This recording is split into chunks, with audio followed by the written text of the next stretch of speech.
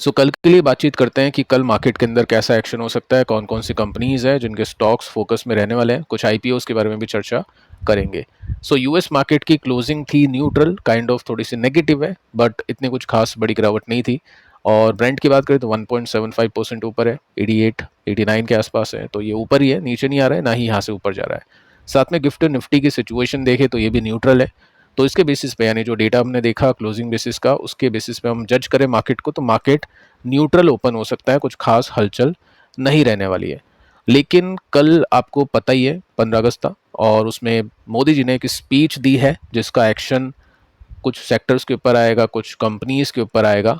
सो वो देखना इंटरेस्टिंग होगा। बट उससे पहले एक न्यूज़ मैं आपको दे देता हूँ जो आपको पहले से पता है, ये भी रिएक्शन के रूप में आपको कल दिखेगी। ट्रंप ने बोला है कि जल्द ही हम डिक्लेयर करेंगे हॉर्मुज को यूएस टेरिटरी।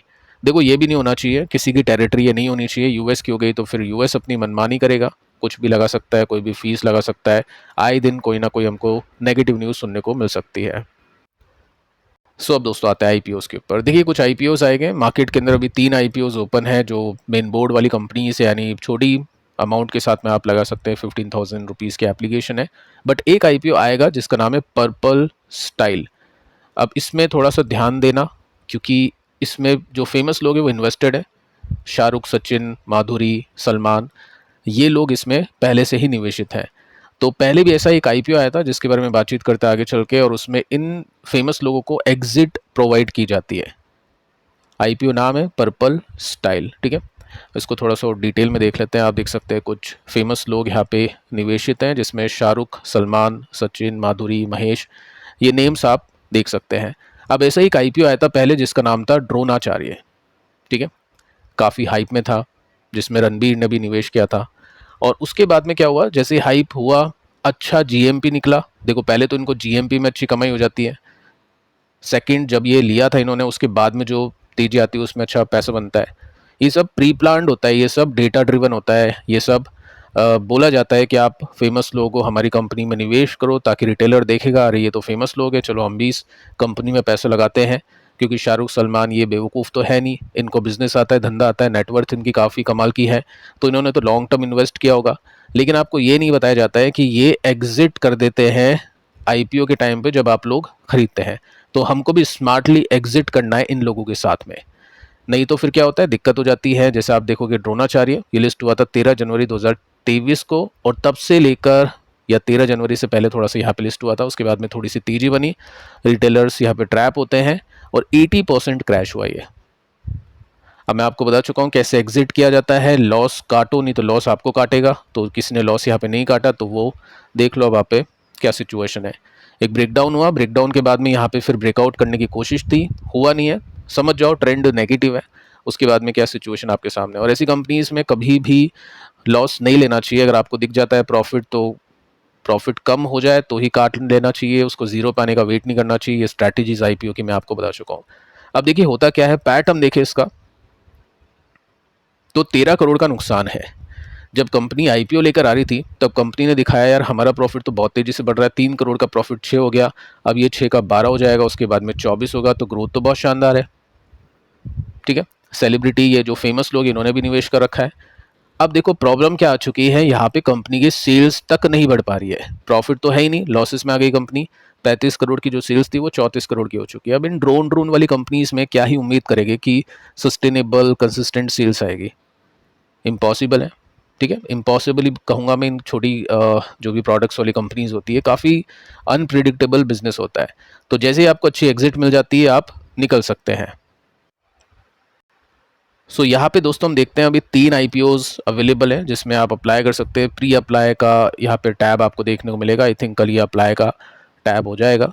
अब प्री अप्लाई करने की कभी गलती मत करना, क्योंकि लिस्टिंग गेन कितने हो गए वो आपको पता नहीं चलेगा। जीएमपी आखिरी दिन का देख लो, अगर अच्छा है तो अप्लाई कर दो, ठीक है। और जीएमपी कैसा है इन तीनों कंपनीज का देख लेते हैं। कोई काम धंधा देखने की जरूरत नहीं है इनका, कि क्या बिजनेस है क्या है वो है, कुछ नहीं देखना है आपको, जस्ट जीएमपी देखना है। और अगर लिस्टिंग गेन्स मिल रहे हैं तो ले लो, नहीं तो छोड़ो। लिस्टिंग गेन सही नहीं। फर्स्ट कंपनी में 12% है, सेकंड कंपनी में 7% है, थर्ड कंपनी में कोई लिस्टिंग गेन नहीं है। तो देखेंगे अभी आगे चल के कोई लिस्टिंग गेन अगर बढ़ता है 25, 30, 40, 50% का हो तो ठीक है, लगाना चाहिए। तुक्का लग गया तो लग गया, लिस्टिंग गेन पे निकाल दिया, नहीं तो कैंडल बनने का वेट किया, ऊपर की बन रही तो ठीक है, जैसे ही नीचे की बनती या ब्रेकडाउन होता है तो फिर वहाँ पे अपने प्रॉफिट को बुक कर लिया। सो अब दोस्तों आ जाते हैं मोदी जी पर। कल स्पीच हुई थी, कुछ पॉइंट इंपॉर्टेंट उसको चेक करते हैं, कैसे कैसे रिएक्शंस आएंगे कल उसके ऊपर बातचीत करते हैं। फिर कुछ कंपनीज है जिनके बारे में आपने क्वेश्चंस किए उसको भी डिस्कस करेंगे। आज एक ही वीडियो दे पाऊंगा तो ठीक है, कल मिलेगा फिर इसके बाद में।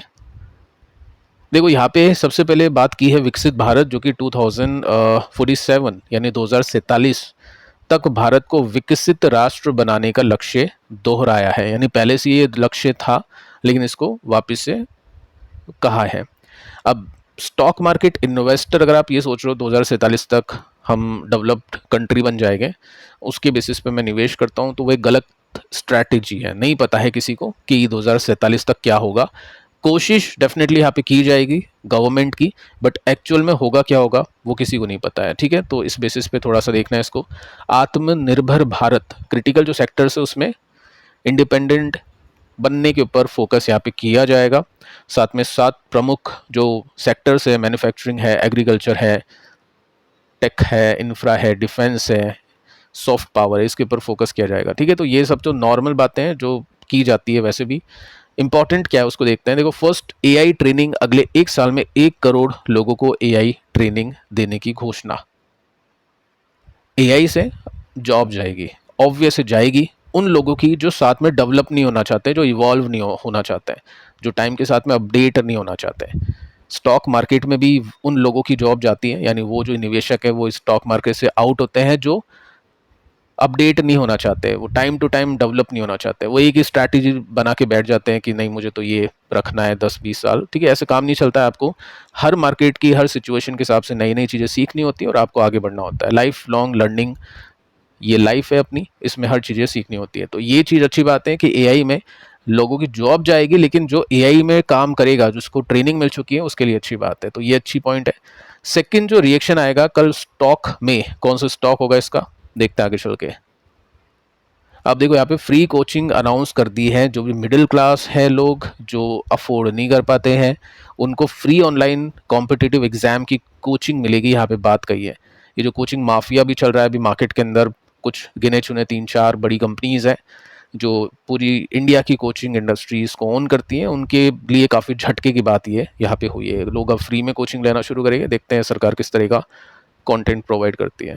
डिफेंस के ऊपर यहाँ पे बातचीत की है, आगे चलते हैं।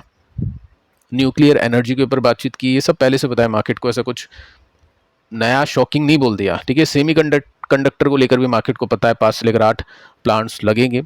तो नई बात तो बस ये कोचिंग वाली आई है अभी, बाकी तो सब वही है जो भी पहले से ही चल रही है। फिजिक्स वाला, अब देखते हैं दोस्तों यहाँ पे क्या होता है, क्या रिएक्शन आता है, क्योंकि दोनों चीज़ें देखो, पॉजिटिव रिएक्शन कल तक आने की यानी परसों तक आने की बात हमने की थी, क्योंकि नंबर्स इसके काफ़ी कमाल के गए थे।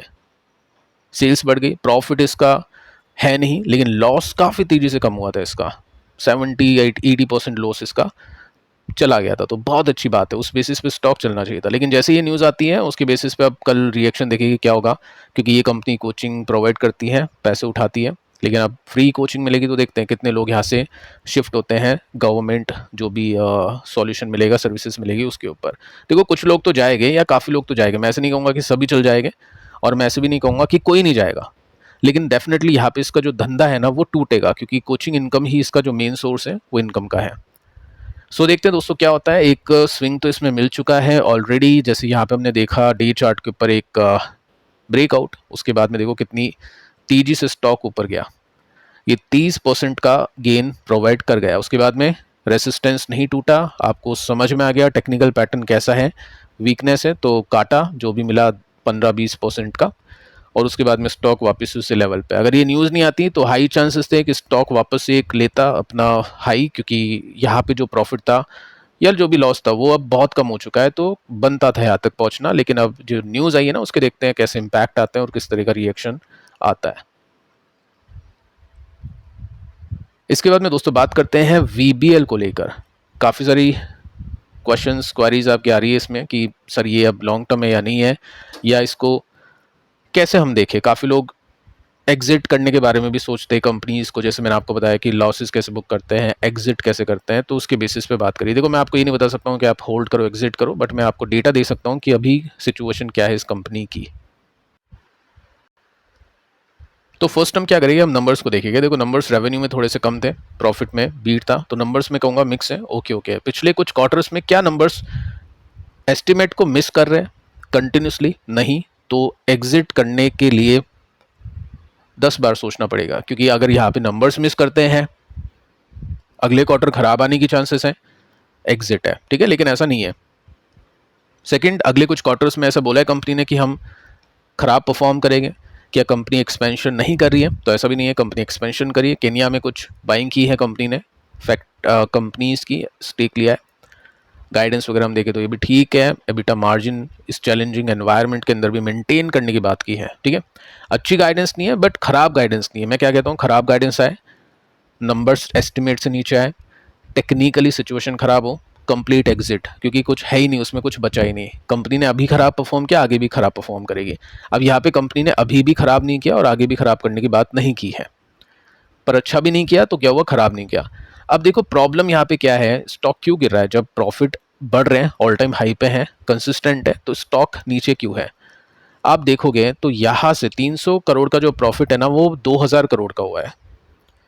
अब देखो कितना मल्टीपल हुआ है, लेकिन अब 2000 करोड़ का प्रॉफिट 3 का ही हुआ है। तो यहाँ पे जो ग्रोथ है ना, वो हो चुकी है काफ़ी स्लो, और मार्केट को चाहिए ग्रोथ, फास्ट ग्रोथ।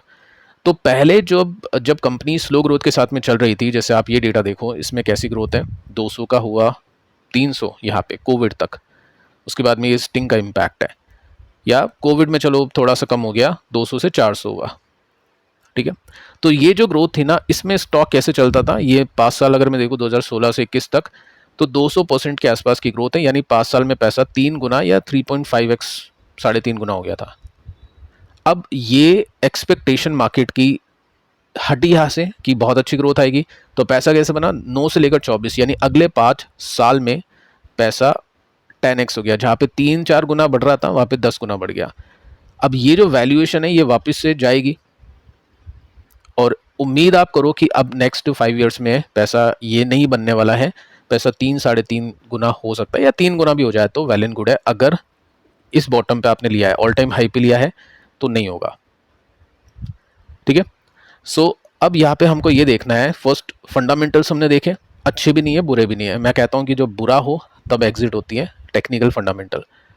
अब यहाँ पे हुआ क्या है, टेक्निकली एक ब्रेकडाउन हो गया। हम देखते हैं कि सेकंड ब्रेकडाउन भी होगा क्या। सेकंड ब्रेकडाउन अभी तक नहीं हुआ, यहाँ पे हो गया था, लेकिन उसके बाद में एकदम से तेजी से ऊपर चला गया। तो ये लेवल काफ़ी इंपॉर्टेंट है, काफ़ी क्रिटिकल है, और ये आसानी से नहीं टूटेगा। नंबर्स इसने ओके ओके दे दिया, तो अगर चांसेस हैं तो ऊपर 27% के हैं, बट वो भी स्लो ग्रोथ के हैं, क्योंकि ऐसा काम कंपनी ने किया नहीं है। फॉर लॉन्ग टर्म यहाँ पे इसको पॉजिटिवली देखा जा सकता है एग्जिट करने की जगह, क्योंकि डेटा लॉन्ग टर्म बेसिस का है। ये जो कंपनी है लॉन्ग टर्म बेसिस की है। आपके पोर्टफोलियो में जो भी कंपनी आप खरीदते हो ना, ये हर कंपनी लॉन्ग टर्म मत खरीदा करो। कुछ कंपनीज होती है काइंड ऑफ दिस कंपनी, अगर आपको नीचे मिल रही है खराब सिचुएशन में, लेकिन आगे अच्छे नंबर्स आने के चांसेस है, ये कंपनीज लॉन्ग टर्म हो जाती है। लेकिन कुछ कंपनीज आपके लिए हो सकता है कुछ क्वार्टर्स के लिए हो, जो हम देखते हैं मोमेंटम, जस्ट लाइक क्यूपिड या एमटार जैसी कुछ कंपनीज होगी 1-2-3 साल की होगी, क्योंकि वहाँ पे स्टोरी प्ले होगी, जैसे सेमीकंडक्टर हो गई। अब कुछ कंपनीज होगी ऐसी कंपनी जो कंज्यूमर कंपनीज है, बैंक एनबीएफसीज है, ये लॉन्ग टर्म हो जाएगी, 5 साल या मोर देन 5 ईयर्स। तो इस तरह से आपको चीज़ों को देखना होता है। फिलहाल ये है इस कंपनी की सिचुएशन। जो भी क्वेश्चन आपके थे आई थिंक मैं सॉल्व कर चुका हूँ। बाकी कल के वीडियोस मिस मत करना बिल्कुल भी, 2 वीडियोस मैंने आपको दिए थे, चेक कर लेना। मिलते हैं कल, तब तक के लिए शुभ रात्रि।